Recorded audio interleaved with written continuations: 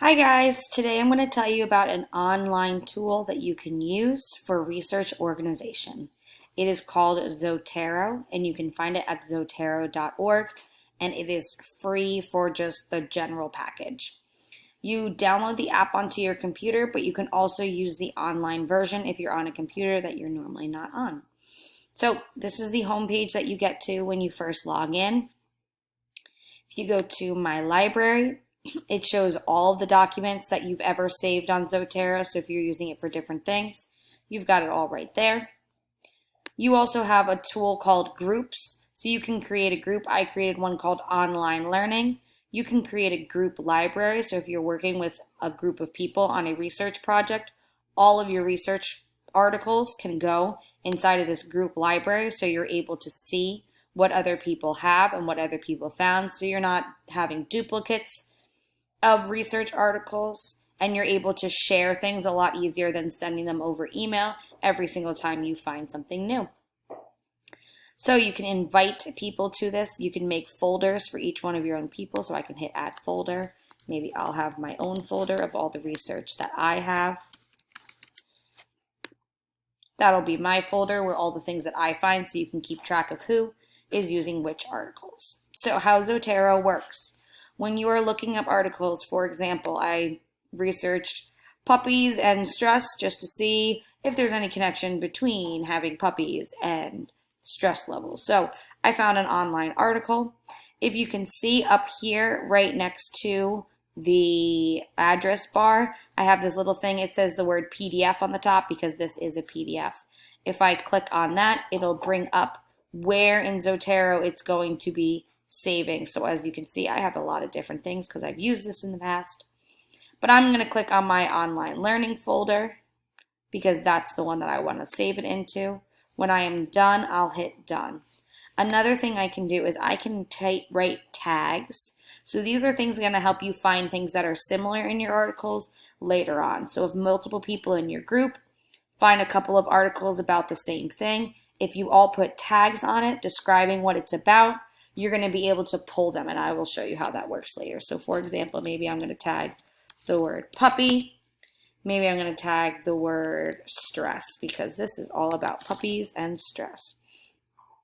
I'll hit done, and then that is saved now into my Zotero account so I can look at it later and I don't have to keep saving all these different articles on my computer or putting them somewhere else on the internet. So once you save a couple of things, I will show you what else you can do. So those tags that I was talking about, I'm going to go into, so online learning, I only really have one thing. So I'm going to go back to my library that I started with. So I have two different things inside of here. I'm going to go to my whole entire library, which has a lot more things inside of it. So if I were to use my tags down here and I needed to find everything on cooperative learning, I can click on cooperative learning. It'll bring up all of the articles that me and my group has saved about cooperative learning. If I don't want to do that anymore, I can always choose something else. So maybe I'm going to do EDNF 345. These are all the articles that I have saved and downloaded that had to do with that. Even if a partner or somebody else in your group, and maybe you're assigned to talk about one part of your research, it's very easy for you to find all of the things that you need to be using.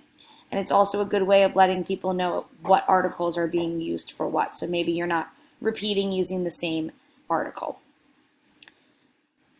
So after you can do all of that, it also can create your bibliography for you. So if I were to click on one of mine and open it up, it has my tag, it has when I've seen it, and you can also look at your bibliography. So I'm going to actually show you a different view of this. So when you download it on your computer, it looks more like this. So we've got info, this is all the things about that. Notes, I can add notes. So if I was letting my partners know, this would be good for the paragraph about stress at home. I can let other people in my group know what I think this article would be best used for, and they can see it as a note when they go into it on their own. Another thing they have, so they've got the tags, they've got notes, You can add in things that maybe it's related to. If you think this would go really well with something else, you can let the other people in your group know, so it's easier to put all of your information together without having all these different ideas. When you're starting to compose your bibliography, I have to double click. I can click create bibliography from the item. I choose what I would like it to be in. I can do a citation or a bibliography. I will copy it, and then I can always paste it to a Google Doc or whatever else I'm using. Whatever else I am using it for. So these are some tools that you can use that's inside of Zotero. So when I was looking at this, and I was looking at that on the chart, table 5.3, I was looking at it. This seems more like a product development tool that you can use. It's not really for putting the whole entire paper together, but more putting your ideas together and getting the research together. Because of that, I felt it fell into the data collection tool type. So that was another thing that I looked at. It's not really for writing that paper. It's more just kind of putting all of your ideas and all of the articles together to share some of the ideas that you came up with, and to maybe make it a little bit easier to do those collaborative research projects that some people have to do. Overall, this is definitely more of an asynchronous system, since you're collaborating with them, but you don't necessarily need to be online at the same exact time with them when you're working on it. You can I can go on it one day, put on the articles that I'm finding, add in my notes, and maybe my other partner or my other group member can go on a different day. You definitely need to talk about a time for you all to go on, sift through the articles, and decide who's going to be using what. But overall, you don't have to be on it at the same time to use this.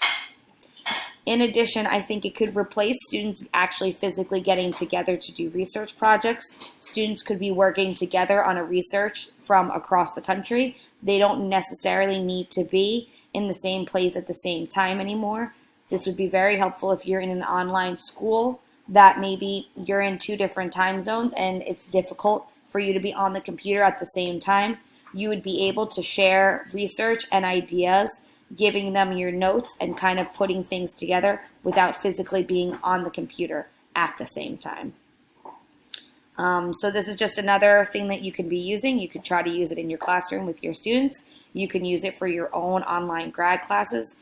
Like I said, I was introduced to this through my one online grad class. We had to use it for our big research paper, and it worked out really well.